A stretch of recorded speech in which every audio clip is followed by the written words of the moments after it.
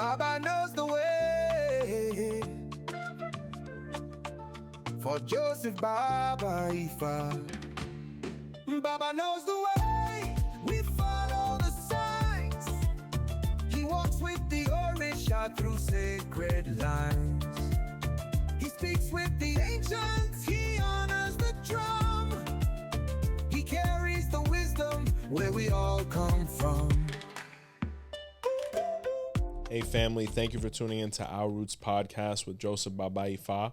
We're only the strongest roots, see the light, brought to you by 𝗿𝗲𝗍 got candles and more. And if you haven't had the opportunity, hit that subscribe button. Today we're going to be continuing with our Ogbe series, going over the Odu Baba Ogbe Kana. Exciting stuff, Phil. What's going on? How's everybody doing? Happy Sunday. Happy Sunday, Joseph. Hey, what's going on, brother? Happy to be here, guys. And guys, Always. Don't forget, you can join our membership program by hitting that button right under this video. It takes 2 seconds and gives you access to several different things, whether it's extra shows, early releases, discounts on merch, or classes. You guys got some stuff going on in Atlanta and New York this year. Very exciting stuff. It's going to be nice to get a vacation and get some work done at the same time. Yeah, various months. Guys, look into the seats at the workshop. A lot of great things going to be happening, a lot of networking. I'm going to be going over Egun, Osang, Spiritism. We're going to do a 𝗃𝗶𝗱𝗏𝗏 divination to see what Orunmila has to say to all of us as we progress through those couple days. And Orlando was a complete success, so we can't wait to replicate it in Atlanta, New York, and the rest of the world. And trying authentic New York hot dogs. Oh man, I don't know bro. I'll tell you one of the craziest experiences, because my family's from like Brooklyn, Queens, right? So like Erica's from the Bronx, so we go uptown. I don't have too much experience up there at this point. I love it now, but you know, so we're over there in the South Bronx and near the Melrose area where her family's from, and her uncle is like, yo, let's go get a hot dog. I'm like, oh man, a hot dog. So we go, right? Mm-hmm. And we're there on the corner, and I tell you, man, it's just, it's like it's not a real place. You see so many things going on. You're like, whoa. So we're just there eating our hot dog, and there's a guy on the corner, and he's actually throwing the hot dog on the floor. What? And I'm looking, I'm like, why is this guy doing this? He's feeding the hot dogs to the pigeons. Oh. The pigeons are carnivorous up there. Oh my God. Yo, I said, yo, this is crazy, man. Like, and then I'm talking about the pigeons up there. They're like turkeys. Like the size of their necks, like when they move, it's crazy. You know, they all have high cholesterol. I'm sure they do. They're all on. I don't know. I don't know what the medication is, but yeah, they all got to get their blood work done. But yeah, that's when I knew it wasn't a real place, man. That's how it is at Universal. I know we're getting off topic real quick, really? But like at Universal, the fish over there in between Islands of Adventure and Universal, there's like a bridge, and people throw all their food in there. So all the fish in there are huge and fat. Oh my God, man! And then the water is not anything you want to put on the grill, but it's wild how they adapt to their surroundings, and the Odu Baba Ogbe Kana speaks a lot about that as well, as far as adaptation and the animals that are mentioned. This is the Odu of the elephant. Oh, really? Yeah, so it's the same 𝗃𝗏𝗏𝗏 like in the elephant video, but it's definitely worth a mention once again because it actually represents one of the foundations of our faith, because without the things that manifested in the Odu Baba Ogbe Kana, we really wouldn't have a spirituality or get much results from it, because the Babalawos wouldn't have the tools they need to be able to do so. So in the Odu Baba Ogbe Kana was where Orunmila was best friends with the elephant. And the elephant was the most popular animal on earth, right? It's the largest land animal. And he would come around and people would just, give him homage because of how, gigantic he was. And he reveled in it. He relished in it. And Orunmila was his right-hand man, and he was like, yo, I'm friends with the elephant. That's my guy. And, everything was going well.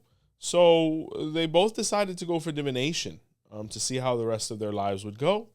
The elephant, both of them were revealed the same Odu Baba Ogbe Kana. And the elephant was told that he needed to perform sacrifice to not suffer a premature death. And the elephant chose not to because he felt like nothing could, defeat him, because he had no natural predators, right, due to his size. On the other hand, Orunmila was told to perform sacrifice to avoid a premature death as well, and he said, absolutely. You know, I'm just a man in this green jungle, and anything could kill me. So I think I will. And he did. So Orunmila, after performing at Bo, his Ifa practice exploded. He was performing divination for people, at Bo for people, all these wonderful things, getting results, making things happen, making the infertile fertile. People were having babies. Like, he was amazing. And people now, when they would come up to them, they would say hello to Orunmila first instead of the elephant. And the elephant was like, yo, you don't see me here? And they were like, yeah, you're great, but Orunmila's great. You know, you're both great. Everything's great. And Orunmila was like, yeah, we're great. But the elephant started breeding envy in his heart for his best friend because he wasn't used to not being the center of attention all the time. Arrogance had polluted him. So he decided that he couldn't take anymore and that he was going to kill his best friend, Orunmila. So one day he invited Orunmila into the jungle, and they were supposed to have lunch or hang out or whatever, you know, take a stroll.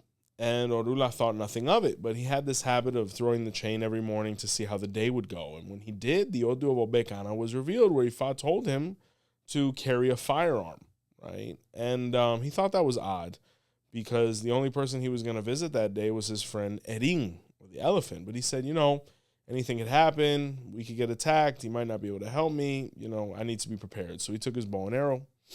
So when he made it into the jungle, the pasture, the clearing, whatever it is, him and the elephant saw each other. Orunmila waved, and the elephant started walking over. But little by little, he started picking up momentum and speed to the point where he was in full gallop or stampede towards Orunmila. And originally, Orunmila was like, man, you know, he's always fooling around, this guy. He's a funny guy, and Orunmila was laughing. But he saw a look in the elephant's eyes he had never seen before. And he said, man, he's not slowing down. He's getting kind of close. And when it got to the point that Orunmila realized that his friend wasn't well and would possibly hurt him, he pulled out his bow and arrow and shot it into the elephant's heart. When the elephant fell, Orunmila went running up to him and said, are you okay? What happened? I had to stop you somehow. You know, and the elephant looked at him and said, how could anyone pay attention to you more than me? And those were his dying words. And Orunmila realized at that moment that his best friend had been envious of him the whole time. And he was completely heartbroken by it. You know, he was in tears, all these different things. And he wanted to give the elephant a great legacy, even though he allowed his emotions to get the best of him. So Orunmila basically broke down his friend's body, cutting it up into pieces. But he took certain key things to be able to create things to help others. And one of them was the top part of the elephant's skull, or the cranium, which ended up becoming the 𝗃𝗶𝗃, or the tray of Ifa.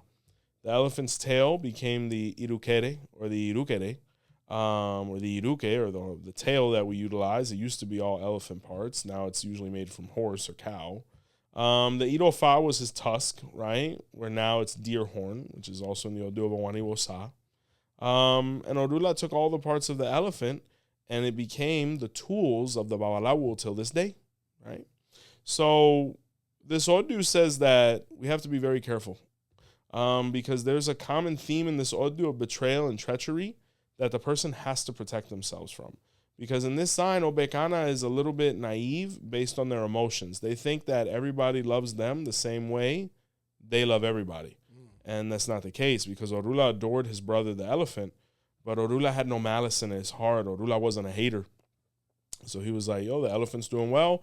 I'm doing well. We're a success story. But the elephant had arrogance. He had pride. He had a bunch of unmeasured emotions that he had no control over. And because of it, it led to his death, you know, because he attacked Orunmila, the one person that cared about him the most. And Orunmila had to defend himself based on his obedience to Ifa. So that's where the tools of the Babalawo will come from. So anybody that has this Odu, either they're desperately meant to receive Ifa, or they need to take care of their Ifa, or their Ifa needs to be attended to if it comes out in a reading. But Ogbe Kana is one of those Odus that's meant to live next to Orunmila and next to Ifa for the best results. So poor elephant, right? I mean, it thinks of the 𝗃𝗶𝗃𝗃 from Winnie the Pooh. Oh man. Ogbe Kana. This Odu once again speaks of betrayal. Ogbe Kana doesn't have many friends that are authentic. There's a story here where Ogbe Kana was Oduduwa, right? And his best friend was 𝗃𝗶𝗱𝗃. Anybody who has the Odu of Ogbe Kana has to be very careful with the Odu of 𝗃𝗶𝗃𝗃. Unfortunately, 𝗃𝗶𝗱𝗏 has a lot of enemies throughout Ifa, and it's usually a result of his behavior. In some versions, I mean, in some instances, he really wasn't to blame, but in others, he was quite the one to blame. And some people say that 𝗃𝗶𝗱 in this sign was 𝗀𝗃. So 𝗃𝗃𝗱 was always in trouble. You know, he was a knock-around guy. He used to do some illegal stuff.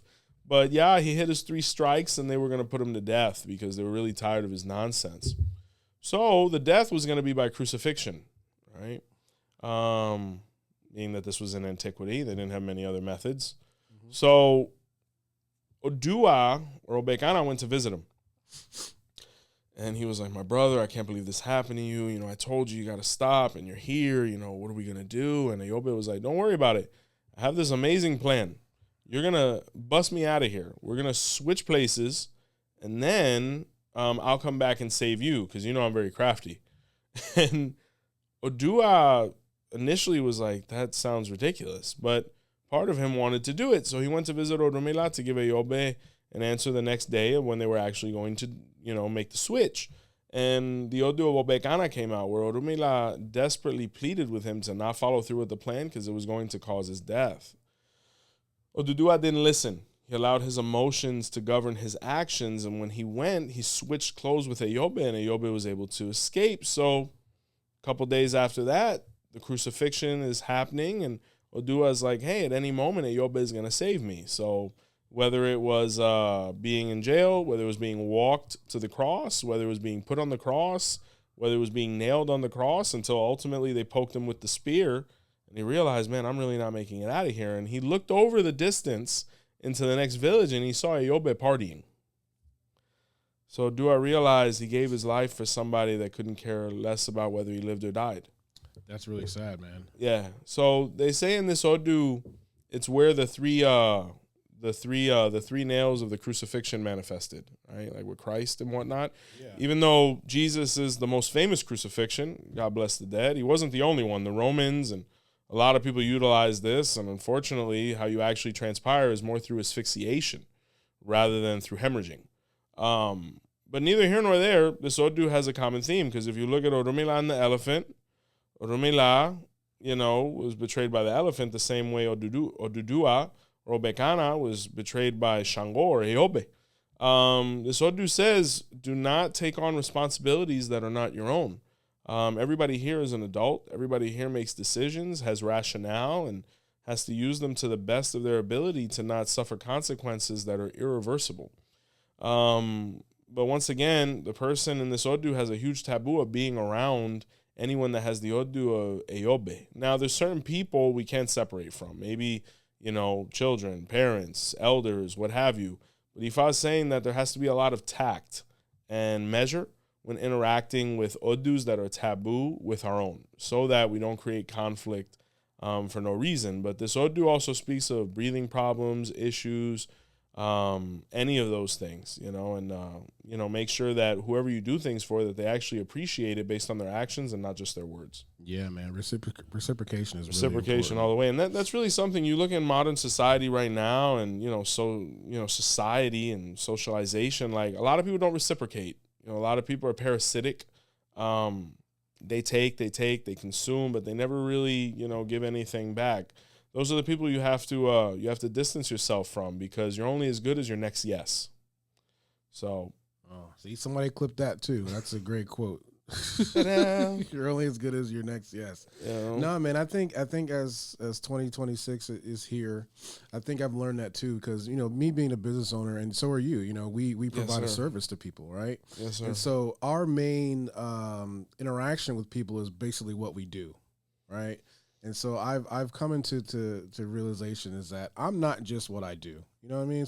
And neither are you, Joseph. I'm not just a ball out. You're not just a director. We're people. Yeah, yeah. So I have to kind of have a little bit more of my walls up a little bit. Yeah.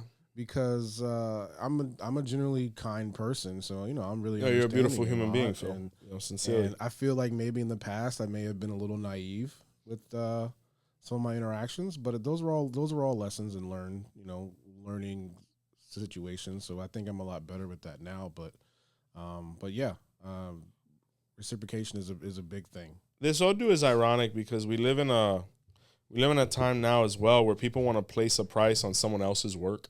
Oh my Like gosh. that's really rampant within Ifa right now. Like people saying, certain people charge too much and things like that. But it seems like enough is never enough. Like, people have said our channel and whatnot. Look at the amount of information that we provide gratuitously, and people still have their opinions and whatnot. But usually the people that have time to talk about other people's prices are the ones who can't charge anything for anything at all. So, we kind of have to leave them where they are. And, it's very important to, just focus on refining one's craft and growing within knowledge and skill to be able to offer a service to really help people, which should always be the goal. Currency is just something that we use to be able to, reciprocate. But overall, it shouldn't be the goal. The goal should be the result, a positive result for the client or the person we're trying to assist based on our study. So in the Odu Baba Ogbe Kana, there's a concept within Lukumi Ifa. It's known as the Ilekes, right? And it makes reference to Ileke or necklaces, right? So based on the innovations that occurred in Cuba upon the diaspora arriving, something new that occurred was the receiving of the necklaces. And what it was a process where you would receive the 5 necklaces of the 5 most popular deities in Africa, right? Specifically Nigeria, which was Eshu, Obatala, Shango, Yemaya, Oshun. So they did that to be able to identify you as a child of Orisha, and whatever benefits could be gleaned from that.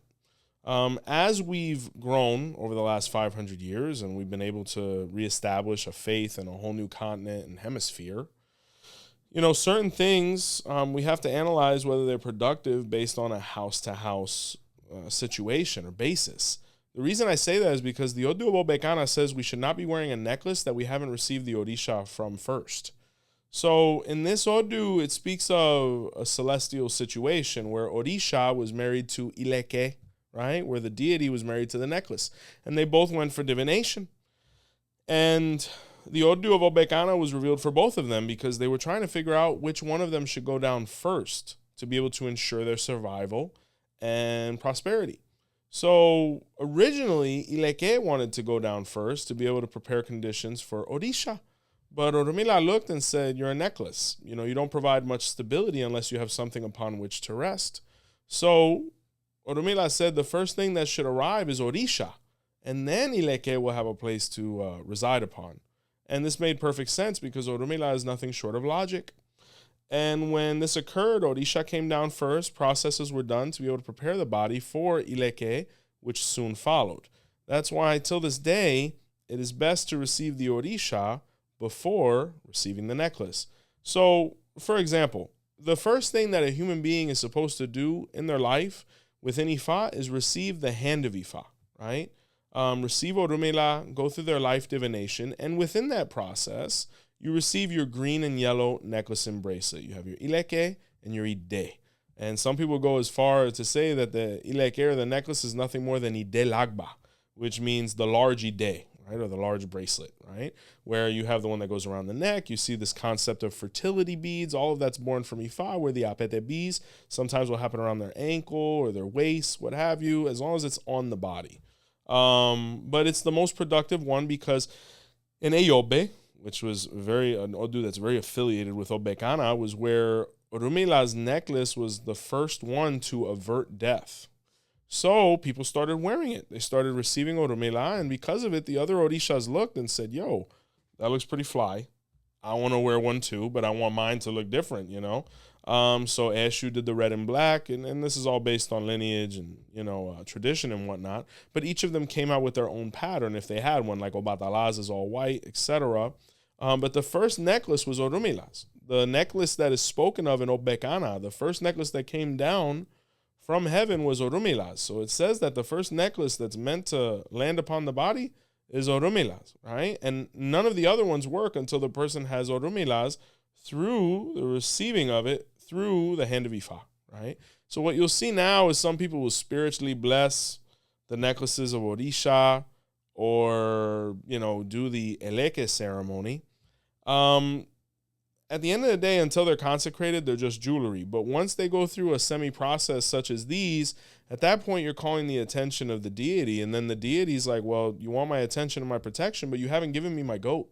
So now you have all their attention, and it's unmitigated because you haven't gone through the process that Ogbe Kana says you go through to be able to receive them. So another thing is, for the Ilekes, you can pay anywhere from, hundreds of dollars to maybe, above 1,000. But why would we pay that when we're going to receive necklaces anyway when we crown Orisha? So, each house has to make their own decisions, but we're all about productivity. You receive your hand of Ifa, you get your green and yellow. Maybe we'll let you wear a single-threaded paraphernalia or accessory of your Orisha, and that's it until you crown. Or as you start receiving other deities, you get other necklaces. Like if you receive a gungung, you get that one, or lokung. It's basically rank, like you get more stripes, right? So that's a big clarifying theme because the necklaces are beautiful and they're a hot commodity, but you want to make sure that if you're wearing them, you've gone through proper process. You have no idea the countless amount of times that, you see somebody with the green and yellow and they don't have hand of Ifa.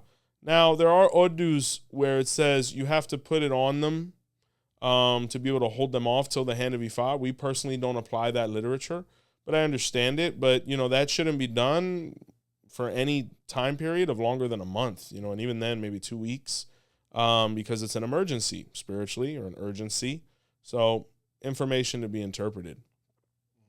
The Odu of Ogbe Kana speaks of a story. This is the Odu of the cactus, right? And the cactus originally didn't have any needles. So the cactus is like 90% water, I think.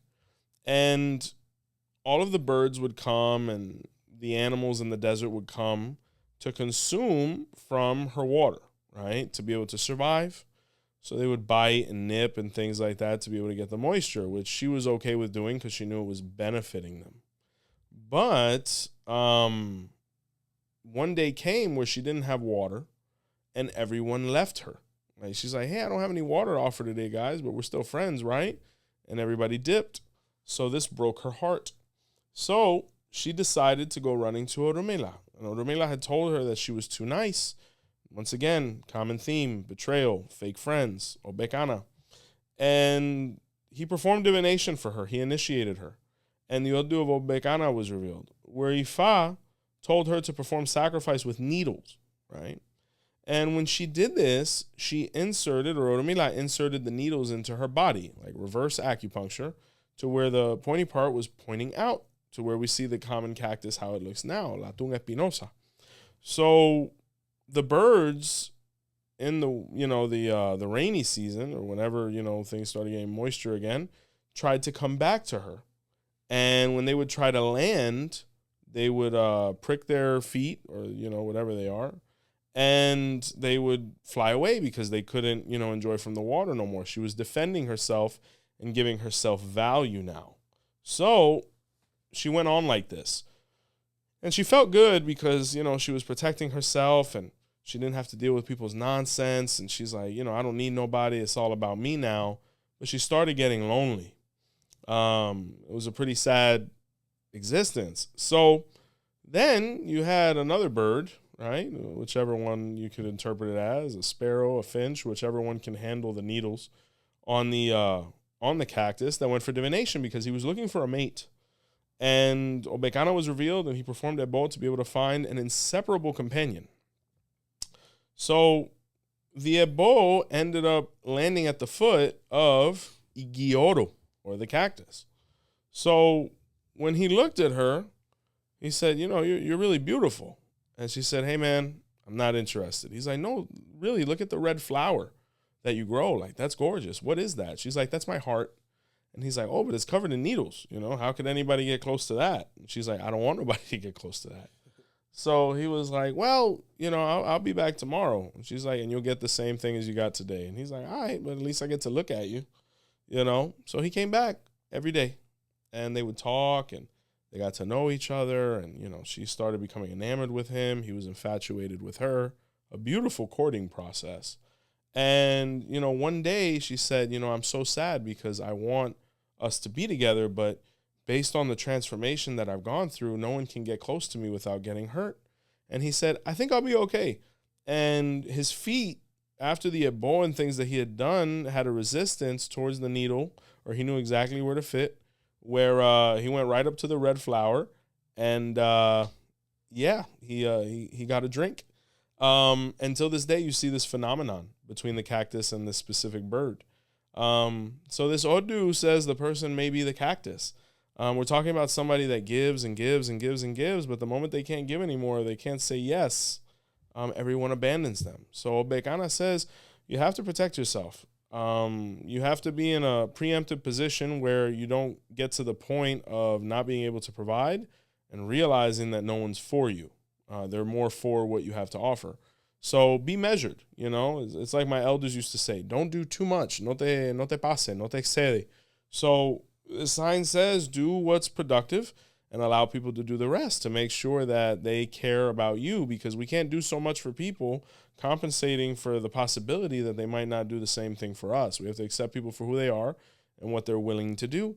But at the same time, once we build the fortitude to be able to defend ourselves, we cannot become so closed off to the world that we live in complete solitude, because we are social creatures by nature and we need contact and communication.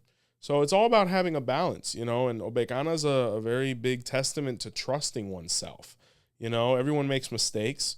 Everyone spends time on people that as we look back, we wish we wouldn't have. But everybody's a lesson, you know, as we get to that person that's really meant to be our other half, twin flame, soulmate, etc. So don't beat yourself up too bad in this Odu, because it's one of the ones where it takes time for the person to find their counterpart in a healthy, long-lasting way. This Odu speaks of the importance of hydration, circulation. This is where the water of the cactus manifested. The red flower that it manifests represents its heart. Be careful with cardiovascular issues of any sort, because it's a focal point in this Odu. But you could also be the bird. You could be somebody that hasn't been hurt per se, but you know is looking for companionship and somebody not to hurt them. Through persistence and real positive and loving intention, Ogbe Kana finds true love, sincerely, and companionship. We just have to make sure that we're transparent and we're affectionate, and usually things go really well from there, you know. But Ogbe Kana should have a cactus somewhere on their property that they take care of and things like that. So yeah, it's a beautiful story. Yeah. Ogbe Kana. In this Odu, it speaks of when people first started getting initiated into Orisha, right? With this process, people started dressing in white, which is how we do it in the Lukumi tradition, for a year. And, you know, with it came a lot of attention, right? So the people that were suffering the most from it were actually the women. Because the men, being that we're not so in tune with ourselves sometimes, we kind of just are like, okay, we're getting 𝗃𝗏𝗶𝗏, we just keep it moving. But the women, they were feeling it much more here specifically. So they went for divination. And the Odu of Ogbe Kana was revealed, where Ifa told them they needed to perform sacrifice with white cloth, or asho funfun. And when they did it, Orunmila placed the cloth over them, which ended up becoming the shawl of Orisha, which is why men don't wear one and women do, because they were far more empathetic or had more mediumship to where they would pick up more negative energy, whether it was, you know, toxicity or whether it was just by location. You know, you could walk past a bad corner and pick something up you weren't even expecting. So when they started wearing the shawl, definitely through their first 3 months, at least, they started feeling much better. You know, jealousy, envy, negativity, it would literally bounce off of them, right? Obviously based on the blessing of Obatala. So they, till this day, we continue this practice where the women wear the shawl of Orisha, you know, the shawl set and whatnot. So anybody who comes with Ogbe Kana in the hand of Ifa is definitely somebody that's marked for Orisha. Unfortunately, there's somebody that picks up a lot of energy that's unwanted. There's somebody that, you know, draws a lot of attention and it's not always positive. And because of this, they need real protection and they need to reincarnate as Orisha. Obatala here is a huge deity because the white cloth ultimately, you know, manifested through Obatala and making offerings to him. There's a couple other themes here, whether it's Oduduwa as well with the white cloth, the elephant. They're all emblematic of Obatala and Odudua. So very key deities here that the person is meant to receive one day in due time. But, the person has to be very careful who they're around, what they're doing. They need to be very sure of the decisions they're going to make with this spirituality, because who we were before Orisha and Ifa should not be who we are after. The initiation is not, sacrificing all these animals and spending a couple days in a room. The initiation is us assimilating the advice to be able to mend our conduct, which will lead to a better iwa, right, or a better conduct or character, which is the whole goal of Ifa, to have patience and good character, because that's the only way to make it through life. Like, no 𝘃𝗶𝗱𝗏 no 𝘃𝗶𝗱𝗏. He who does not heed advice will not make it to an elderly age. So Ogbe Kana speaks of all of those things, right? But definitely, even if the person is not crowned, they should dress in white frequently. It's really the color they should be wearing, And white's not great for everybody. Like, there's Odus like 𝗃𝗶𝗱𝗏, 𝗿𝗶𝗸𝗏𝗏, even though 𝘃𝗶𝗱𝗏𝗏 to a certain degree, that black is actually ideal. Or there's other Odus like 𝗃𝗶𝗱𝗏𝗏 that speaks of red. There's everybody has a different spiritual makeup, but Ogbe Kana is definitely one where the person should be dressing in white as frequently as possible to be able to deflect negativity and bring about all the positive things in life, and so that Orisha will protect them and help maintain their spiritual aura uncontaminated. Right. So, did you notice my white Air Forces today, Phil? Bro, you're always fresh, man. I'm just, I see you be pulling up, man. I got these for Christmas. I actually never had a pair of white Uptowns, man. Because you get them dirty, or just... No, I don't know. I guess I never appreciated the wholesomeness of a pair of white Air Force One lows until now at this stage of life, so. The Gen Alpha kids, they don't like those anymore. What, like the ones that came after us? No, the ones that came after Gen Z. What am I? We're millennials. We're millennials, so we're not a Gen anything. No. Okay, so what's that, the 2010s? After 2012. Okay, that makes sense. Like, yeah, because you really don't see them. The new teenagers now. What are they rocking? Have they done studies on this? They like the older stuff, like the New Balances and stuff like that. Yeah, like the walking shoe. They're on the move. I think we were a little more relaxed. Like we weren't really in a rush to get nowhere before. Yeah, so I heard they called Air Force Ones old people shoes. I said, what? Oh Lord, man. Yeah, I'll be honest with you, bro. I was kind of looking at them today. They're kind of like loafers, but like fly. Yeah. I'm gonna keep it on because I never laced mine. Like I never laced mine. So when you walk with unlaced Air Forces, you kind of walk a certain way. You know what I'm saying, to make sure they stay on your feet. Yeah. So we're far too slow for the young ones. I'm about to be 34, dog. Congratulations. That's wild stuff, man. You're very wise though. You're way beyond your years mentally though. Orula's been good to me. Orula's been good to us. I think any shroud of wisdom that I may exemplify is nothing more than just studying this literature, man. I always say the quickest way to become wise is by reading, eating, and traveling. You know what I'm saying? I think those are the three quickest ways to experience life in a way to be able to gain knowledge and wisdom, because they're all empathetic acts. To read something is to read someone else's thoughts and feelings. To eat something is to experience someone else's culture and all the, the sacrifice they went into preparing it. And then traveling, making it there, really, immersing yourself in other people's culture and whatnot. It just diversifies you. And that was kind of Orula's thing. He was a reader. He would eat. He would travel. Some exercise, you know what I'm saying, some push-ups. Yeah. But, he was a really well-versed guy. That's why they say the Babalawo is a traveling man, or he's a traveled man. Like when you look at the Masonic brothers, they say a traveling man, because you cannot be one-faceted or one-dimensional and be able to lead and guide. You have to be somebody who's had experiences, trials, tribulations, and triumphs to be able to lead, because without experience, you can never set an example. Do you have any more stories about reciprocation and how someone's given so much or given their all and they didn't get anything back? You talking about within Ifa? Yeah. Man, I mean, Ogbe Kana is a really sad one. We went over the offerings one. I mean, in 𝘃𝗶𝗱𝗏 was where Yemaya offered, her chest. to save the world. And, they didn't even say thank you. That's why being a parent is a thankless job, until they become parents, you know what I'm saying? I look at, I'll wake up with my son, right? Sometimes mom will be there, when it's my daddy, when we do shifts and things like that. So when it's my daddy duty, when I got I don't know if that's the night shift, morning shift, the graveyard, right?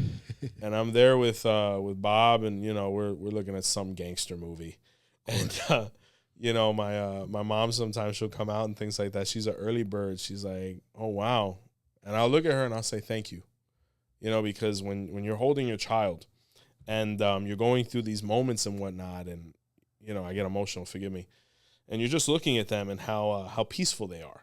One of the most gratifying things to me is when I look at my children and I was holding them, and they're sleeping, and they couldn't feel any safer, any more comfortable, and to realize that we were there, that someone held us in a way that was so tender that we survived. I mean, if they dropped me, I don't know, but I think I came out okay. You know what I'm saying? So I guess I'll never know. But for the most part, I think they did all right because we did all right. So it's moments like that, and it's you got to go through it to understand it. But Orunmila, he gave his whole life. In 𝗿𝗶𝗸𝗶𝗍, he gave his whole life. But is it wrong though because sorry, I didn't mean to interrupt you. Nah, you good. Because we're not supposed to expect reciprocation. It's nice that we get it, but Sure. Is there a way that I don't know? I'm kind of having a hard time saying what I want to say. It's just that I don't do things because I want things back. Correct. But if I do things, I should get things back. But I don't want to say I want things back because then I'm not. It seems like I'm doing things just to only get things back. Well, that's in our psyche. Remember that no matter how much we try to separate from the animal within us, remember that we are creatures, right? We are, beings. There's really not much difference between us and, whatever part of the animal kingdom you want to focus on. Innately, we have this thing called expectation, because expectation could lead to survival, right? I give you this, you give me this, I fulfill that need, you fulfill this need, and then we work towards it. But as we've grown out of that into, the modern experience, we understand that that's not always the case. But there's nothing wrong with expecting it, even though you're not expecting it. I think is a good way of putting it. Yeah. But at the same time, karma's real, and a lot of people, we're living in this time where we're all about that which is tangible and is able to pass the scientific method and is real, right? But you begin to realize there's so many other things that go into interactions in life that we only know exist with the same criteria as the wind. I know oxygen is here. I know the wind is here, but I can't see it. I can't smell it. I can't taste it. I can't do anything with it, but I know it's there. So spirituality is the same thing, energy exchange, karma. So, everybody gets theirs, good or bad. So you just kind of got to sit back. It's like my Odu says, sit at the riverbank and, watch the fish float by. You know what I'm saying? Whether they're dead or alive. But Ogbe Kana also has a story I'd love to wrap up with. In this sign, Orunmila was married to 𝗃𝗵𝗋, and they were very in love with each other. They were very satisfied with their relationship.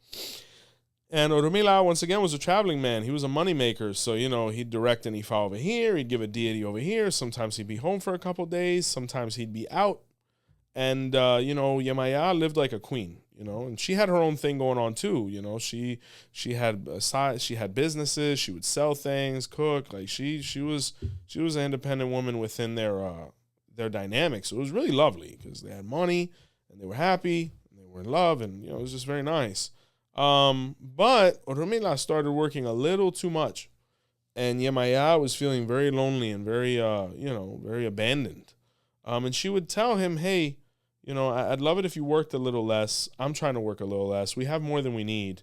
Let's just enjoy each other because work's going to be here even when we clock out. And Orunmila was like, no, but I need to do this and that, and you have everything you need. And he started becoming a little toxic. So 𝗃𝗵𝗋 said, I got to get this guy's attention again because, he's a little distracted. So one day she went into his room and she stole his tablero, right, or his tray of Ifa. Orunmila was running around like a kook looking for it. He's like, have you seen my tablero? She's like, nope. He's like, how have you not seen my tablero? She's like, I don't know where you put your toys, you know? And he was losing it. So he went running to the other 𝗹𝗶𝗸𝗲 to see who the culprit was. Divination was performed, and Ogbe Kana was revealed, where Ifa said he needed to pay homage to his wife, right? And he needed to take her out, and that was going to be his 𝗵𝗶𝗸𝗲. And he's like, this is ridiculous, man. But he said, yeah, I'll take her on a date. So they went out, and they enjoyed themselves, and, you know, they had a reinvigoration of their relationship, and there was passion and all these different things. And after a wonderful evening, she said, I want to give this back to you. What? And he's like, why'd you take my tablero? She said, because it was the only thing that was keeping you from me. Oh, wow. And at that moment, he realized, he said, I cannot put Ifa above my family.